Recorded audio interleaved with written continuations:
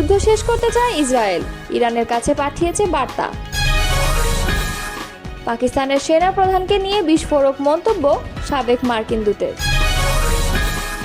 তারেক রহমানকে চীন সফরের আমন্ত্রণ চীনা কমিউনিস্ট পার্টি। মীর জাফর ও হাসিনার মতো দেশকে বিকিয়ে দেওয়া যাবে না, বলছেন রাশেদ প্রধান। এতক্ষণ শুনছিলেন সংবাদ শিরোনাম, এবারে বিস্তারিত। ইসলামী প্রজাতন্ত্র ইরানের সঙ্গে দ্রুত যুদ্ধ শেষ করার পরিকল্পনা করছে ইসরায়েল।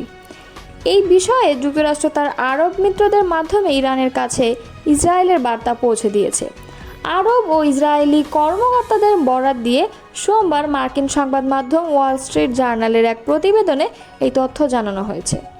ইসরায়েলি টেলিভিশন চ্যানেল 12 খবরে বলা হয়েছে, আগামী কয়েকদিনের মধ্যে অপারেশন রাইজিং লায়নের মাধ্যমে ইরানের পারমাণবিক ও ব্যালিস্টিক ক্ষেপণাস্ত্র হুমকি নির্মূল করে নিজেদের সামরিক লক্ষ্য খুব দ্রুত অর্জন করতে পারবে বলে প্রত্যাশা ইসরায়েলের।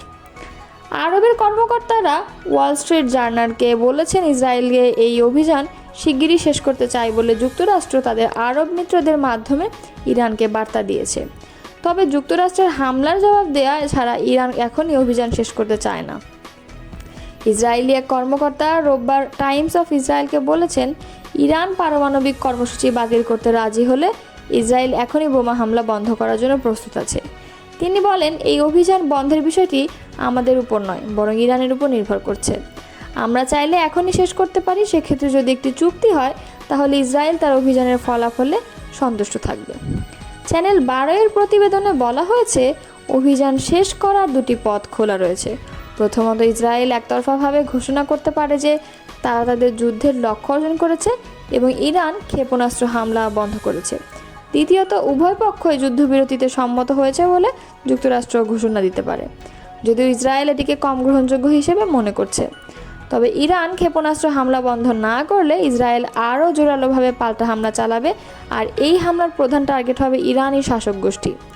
ইসরায়েলি সংবাদ মাধ্যম ওয়াল্লা বলেছে, সোমবার তেহরানের কেন্দ্রস্থল সরকারি নিয়ন্ত্রিত বিভিন্ন স্থাপনায় হামলার মাধ্যমে ইসরায়েল এক ধরনের বার্তা দিতে চেয়েছে। সেটি হলো, ইরান ক্ষেপণাস্ত্র হামলা বন্ধ না করলে ভবিষ্যতে এই ধরনের ইসরায়েলি হামলা আরও বৃদ্ধি পাবে। পাকিস্তানের সেনাপ্রধান ফিল্ড মার্শাল আসিম মুনিরকে নিয়ে বিস্ফোরক মন্তব্য করেছেন আফগানিস্তানে যুক্তরাষ্ট্রের সাবেক দূত জালমে খালিলজাদ।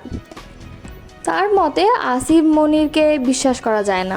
গত 18 জুন ট্রাম্প হোয়াইট হাউসে পাকিস্তানের সেনাপ্রধান ফিল্ড মার্শাল আসিম মুনিরকে মধ্যাহ্নভোজের আমন্ত্রণ জানান। মার্কিন প্রেসিডেন্ট ডোনাল্ড ট্রাম্প যুক্তরাষ্ট্রের প্রথম কোনো পাকিস্তানের সেনাপ্রধান যিনি রাষ্ট্রপ্রধান নন, প্রেসিডেন্টের সঙ্গে এমন বৈঠকে অংশ নিলেন।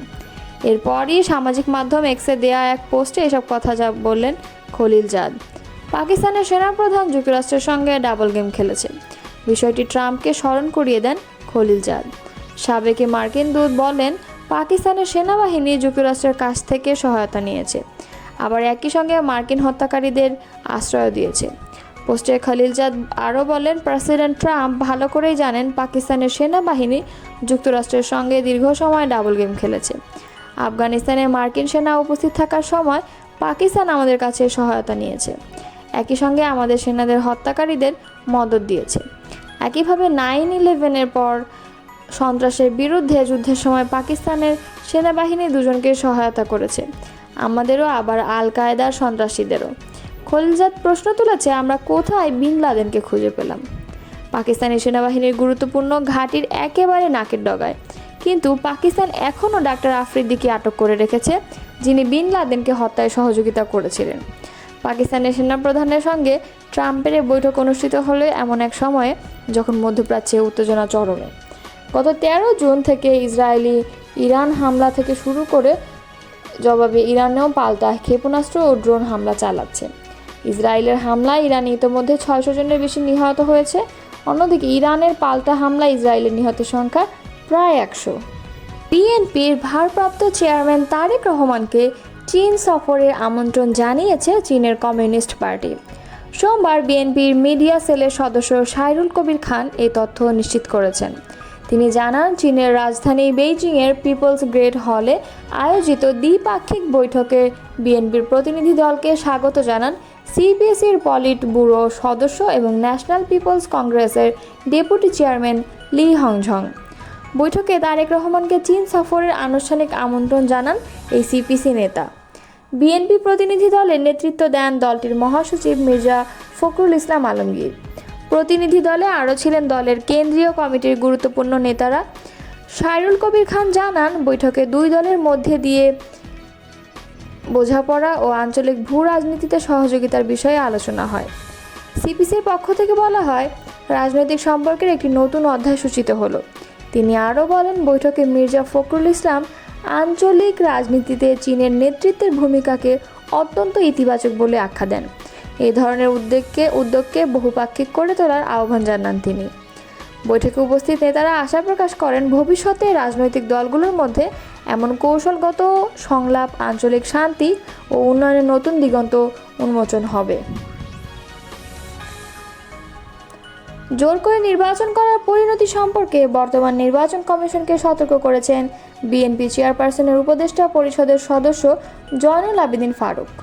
সোমবার সকালে এক সমাবেশে তিনি এই সতর্কবার্তা উচ্চারণ করেন। জাতীয় প্রেস ক্লাবের সামনে তৃণমূল নাগরিক আন্দোলনের উদ্যোগে 14, 18 এবং 24 সালের নির্বাচনে রাতের ভোট করতে সহযোগিতাকারী সব কর্মকর্তাকে আগামী সংসদ নির্বাচনের কর্মকাণ্ডে অন্তর্ভুক্ত না করার প্রতিবাদে এ সমাবেশ হয়। জয়নুল আবেদিন ফারুক বলেন, জোর করে কেউ আর ক্ষমতা দখল করতে পারবেন না। তার প্রমাণ গতকালকে 2 সাবেক প্রধান নির্বাচন কমিশনারের গ্রেফতার। তাই নির্বাচন কমিশন সাংবিধানিক কমিশন। অতীতে শেখ হাসিনা কাজ করতে দেয়নি, তার ফল কি? জেলখানা। তার ফল কি? মামলা।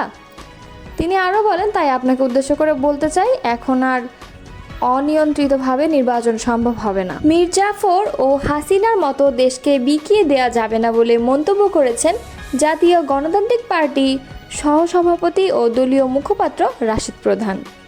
তিনি বলেন, 23 জুন পলাশী দিবসের ইতিহাস সোনার বাংলাকে শ্মশানে পরিণত করার ইতিহাস, স্বাধীনতাকে কেড়ে নেওয়ার ইতিহাস, বিশ্বাসঘাতকতার ইতিহাস। ভাগ্যের কি নির্মম পরিহাস, বিশ্বাসঘাতকতার এই কালো দিন 23 জুন জন্ম নিয়েছিল আওয়ামী লীগ। মীর জাফর যেভাবে প্রহসনের যুদ্ধের মাধ্যমে স্বাধীন বাংলা তুলে দিয়েছিল ইংরেজদের হাতে, শেখ হাসিনা তেমনি প্রহসনের নির্বাচনের মাধ্যমে বাংলাদেশকে বানিয়েছিল ভারতের করদ রাজ্য। তাই আমাদের পলাশীর শিক্ষা গ্রহণ করতে হবে। ভবিষ্যতে কেউ মীর জাফর কিংবা শেখ হাসিনা হতে চাইলে তাকে প্রতিহত করতে হবে। আর কোনো বিদেশি প্রভুর কাছে মীর জাফর ও শেখ হাসিনার মতো দেশকে বিকিয়ে দেওয়া যাবে না। সোমবার পল্টনস্থ শফিউল আলম প্রধান মিলনায়তনে জাগপা আয়োজিত পলাশী দিবসের শিক্ষা ও আগামী সচেতনতা শীর্ষক আলোচনা সভার প্রধান অতিথির বক্তব্যে তিনি এসব কথা বলেন। রাশেদ প্রধান বলেন, গণহত্যাকারী শেখ হাসিনাকে প্রশ্রয় দান করেছেন, সীমান্তে হত্যা, ভূমি দখল, পানির ন্যায্য হিস্সা না দেয়া, অবৈধ পুশিন নিয়ে ভারতের আগ্রাসনের বিরুদ্ধে প্রতিবাদ করতে যাদের এখনও সমস্যা হচ্ছে, তাদের সাথে মীর জাফরের পার্থক্য কোথায়? জুলাই গণঅভ্যুত্থানে আমাদের প্রকৃত স্বাধীনতা ও সার্বভৌমত্ব উপভোগ করার সুযোগ সৃষ্টি হয়েছে। শেখ হাসিনার রেখে যাওয়া শ্মশানকে সোনার বাংলায় রূপান্তর করতে হবে। আর তাই আগামীতে নতুন করে কেউ স্বৈরাচার হয়ে হিন্দুস্তানকে প্রভু বানাতে চাইলে বাংলার জনগণ বরদাস্ত করবে না, ইনশাআল্লাহ।